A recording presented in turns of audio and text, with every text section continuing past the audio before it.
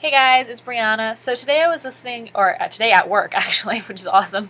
I was listening to a Tony Robbins audio, and you know how like some audios like give you like action assignments so that you listen to it and you're supposed to like do things with it.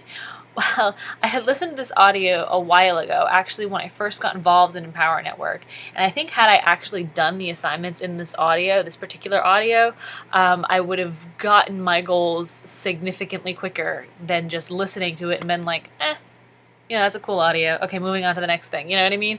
So I know I've done this with books, I've done this with audios, but like now I'm like actually starting to like take the time to like actually like go back and like reread and like re-listen to, all of these audios and stuff like that I was doing at the beginning of my kind of journey into my better self, and I'm starting to like actually do the action assignments and stuff like that.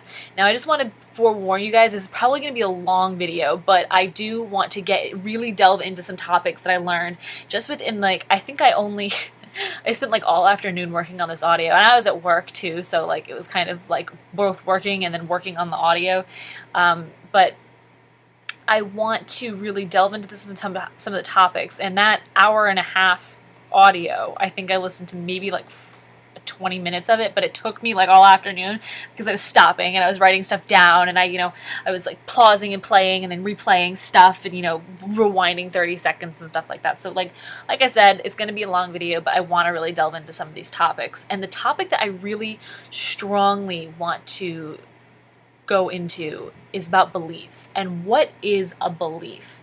Well, I mean, like the definition that Tony Robbins gave you in the audio is simply a feeling of certainty that you have of that something is. So, like for instance, he gave in the example in the audience. If somebody, the audio, if somebody believes that they're sexy, they have been told by other people like, oh, hey, maybe you look really good in pictures, or maybe they were told by their lover that, oh, you're great in bed kind of thing, or maybe they work out at the gym, drive a hot car kind of thing. Like, I mean, and like I can kind of like think that too, like, yeah, I'm kind of sexy, I work out and I do yoga and stuff like that, and like I'm starting to gain a little bit more confidence. And I'll go into another video about how I had absolutely no confidence for a really long time, like mostly growing up, I didn't have any confidence. But yeah, I drive I drive kind of a hot car, you know what I mean, kind of an unexpected car. I drive a 2006 Crown Victoria. It's an old retired police car. It's awesome. Total gas hog, but I love it to death. I can't drive it in the winter either, which is kind of funny. I live in New England, and people in America know that New England has like awful winters, so I can't drive it. I can only drive it from like June, May until like August, September, maybe October, so, but it's a great car. But so yeah, like that kind of belief, like that belief of somebody believing that they're, sexy comes from all of those things that people had told them, and all the things that they believe or perceive of themselves. Another example, if you, like myself, believe that the sky is blue, we have evidence to back that up. We have, we were told when we were little what the color blue was. We are able to associate the color blue on, say, a book to the color blue in the sky, or, even like on a crayon or on a colored pencil, the sky blue colored pencil. So we know that the sky is the color blue. But what if you have like self-limiting beliefs? And he kind of went into this in the audio, like what are some self-limiting beliefs that you have in yourself? And I'll get into that a little bit later, where in the audio he asks you, or he has you, he doesn't, it's kind of one of the assignments that I skipped over the first time I made this audio, or I listened to this audio, is like, what are your beliefs? What are your limiting beliefs? What are your empowered beliefs? And I'll get into that in a little bit, but like, how can you change your beliefs if you have a self-limiting belief? Well, what you can do is you have to associate as much pain with a certain belief that you want to change. Like, for instance, if, I battled with anorexia for a while, or in an eating disorder, thought I was fat. So my belief that I was fat, to change my belief, I had to associate pain to not eating. And that's how I overcame it. And when I went back and I actually kind of re-thought about that situation, I actually did that. And my pain that I associated with not eating was like, you're depriving yourself. Like, I'm a total foodie, and I was a foodie even before, I battled with, anorexia. Like, I love to eat. I will be the first person to like sit down and wolf down a pizza. And although I can't have gluten anymore, but that's another story for a different day. But yeah, like, I'll be the first person to like sit down and like plow down a plate of food. So I had to associate with myself, okay, well, Brianna, you're depriving yourself of something that you love. I love to cook. I love to eat.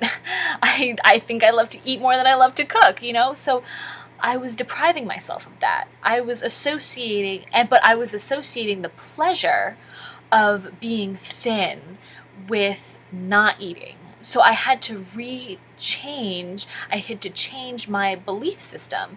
I had to say, okay, well, I need to start associating pleasure with working out. I need to start associating pleasure with eating. I need to start reintroducing foods back into my diet so I can associate that kind of level of happiness with certain foods.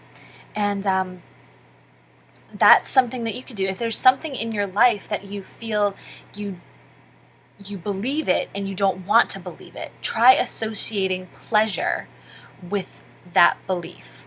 Does that make sense?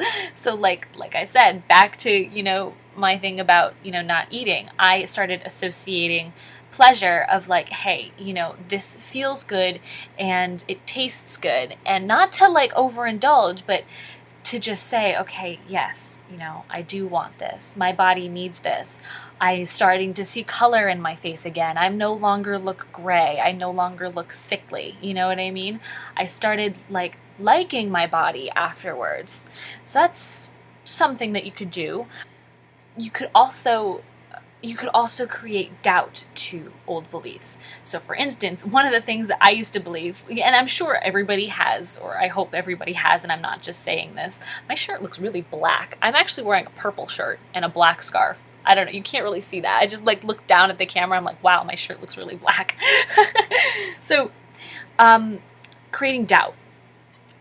Creating doubt with another belief, and I'm sure everybody has certain beliefs about that are crazy, you know what I mean, that don't really make sense. And I'll share with you one of my crazy beliefs is that for the longest time I didn't believe in psychology. I didn't believe in the power of the mind. I didn't believe in the law of attraction. I didn't believe in any of that stuff.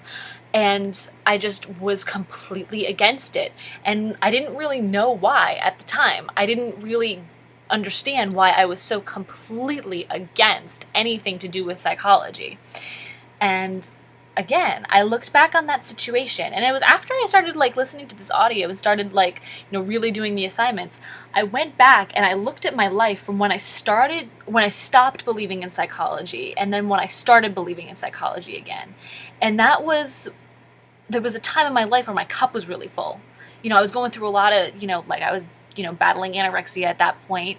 I was, struggling with school. I wanted to, get into college and be, successful and be a doctor, like I've said in previous videos, for all the wrong reasons. And I used to watch this television show called Bones.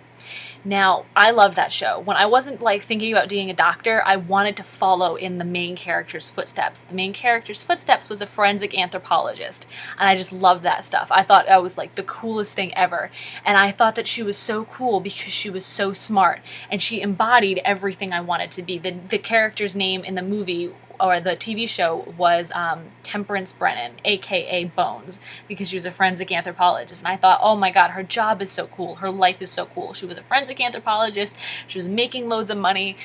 She wrote a book and, all this other stuff. And I just thought she was awesome. And she had a lot of childhood, if you delve kind of into the television show, she had a lot of childhood kind of things, childhood similarities that I dealt with. She had abandonment issues because, her parents had left her when she was little. I kind of didn't have a relationship with my dad, so I kind of bonded with her on that level. I was really book smart, or I'm still really book smart. Don't mean to toot my own horn. She was really book smart and I was really book smart. That kind of and I wanted her success, and she didn't believe in psychology. And I was thinking back, like, oh, I wanted to be so much like her that I didn't believe in psychology. And that's where that stemmed from. And I thought back and I was like, wow, that's really weird. You know what I mean? Like, that's not really something that, you know, I was like, wow. So, I mean, like, if you have, you know, a belief that she's just, like, completely random and, like, not really, doesn't really make much sense, like, leave it in the comments, because, you know, I want to know what you believe in that's crazy, you know what I mean? Maybe you believe in, like, I don't know. I don't know. But if you have something crazy that you believe in, please don't let me feel left out and comment. All right, so another thing that I wanted to get into, back to what I was saying earlier about the empowered beliefs and the, oh, I went the wrong way.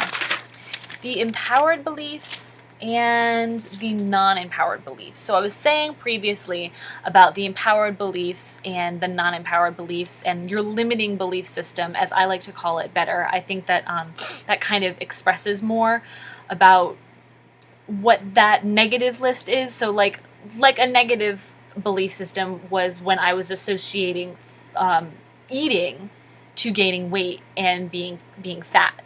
So that would be a limiting belief system, because it was limiting me from living to my fullest potential. So in the audio, Tony Robbins has you to take 5 minutes to write down all of your empowered beliefs and all of your limited belief system. I got to stretch. I've been working on this for a while. I've been talking for a while. I got to shift my legs. Okay, so I want to share with you some of the things that I wrote down. And like I said, like, I was at work, so I couldn't really, you know, I don't think I did it for the full 5 minutes for each list, but I did it for, you know, enough time where my boss wouldn't, you know, come over and be like, what are you doing? So my, I think I did it for like 3 minutes, I want to say. I just kind of like wrote down things that came to me. So I want to share with you my lists. My empowering beliefs are: I'm a millionaire already. I'm funding my dream by having a job. I'm bettering my skills by plugging into my audios on a daily basis. I am bettering myself and my skills by reading on a daily basis. I am a singer. I am a dancer. I'll get into that later. My dancing. Oh my God, I was so excited. I'll get into that later. I am an inspiration to people, and I serve people by bettering myself. And those are all the things that I tell myself all the time to keep me going and to, you know, keep me doing what I'm doing, and to remind myself, hey, this is why, you know, you stay up late and you get up early and you work for 8 hours and then come home and work on your business for 6. You know what I mean? Like, and all this other stuff. And then my disempowering beliefs, I'll read you as well. My disempowering beliefs are, or were: what if no one really wants to hear what I have to say? What if my message, or like my story, doesn't reach someone in time to help them? What if I fail? What if I'm stuck at my job forever? What if I can't get out? What if my mentor doesn't care? So in that audio, following that list, he tells you to circle your 3 most empowered beliefs and your 2 strongest disempowered beliefs. And I actually wanted to, I'll get to that later, but a lot of open loops. He said, what did you notice about the list that you wrote? And I said, well, you know, I'm proud of that. I think I had more bullet points in my empowering belief list than I did in my non-empowering belief list. So I was looking at that, but I also noticed that all of my, unconsciously, I just kind of wrote down whatever came to mind. My disempowered beliefs started with what if. What if this? What if that? And that stems from worry and anxiety. And I battled with anxiety as well for a really long time. And I'll get into that in another video, because this video is already running on longer than I wanted it to. But, so I noticed that he's like, so circle the things on your empowered list that make you feel the strongest, that drive you to do what it is that you want. You know, my drive and my focus is helping people and creating money and time freedom and financial freedom. And those are the things that I kind of circled. But I also noticed that I circled, what if I fail, and what if my mentor doesn't care? on my disempowering beliefs. Now I become kind of estranged from my mentor for like recently.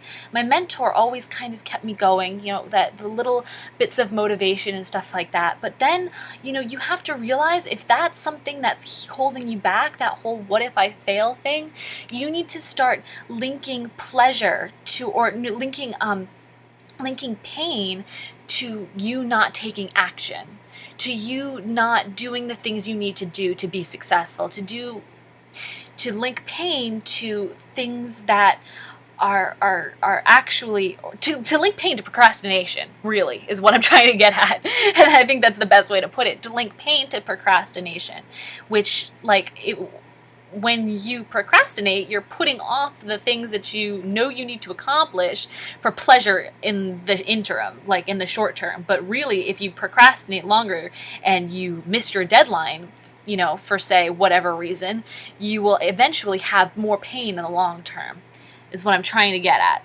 So you have the power within you to change your limiting belief systems and to embrace your limiting beliefs and like write them down and say, okay, this isn't true. I'm going to succeed. What if I fail? That's bullshit. I'm succeeding.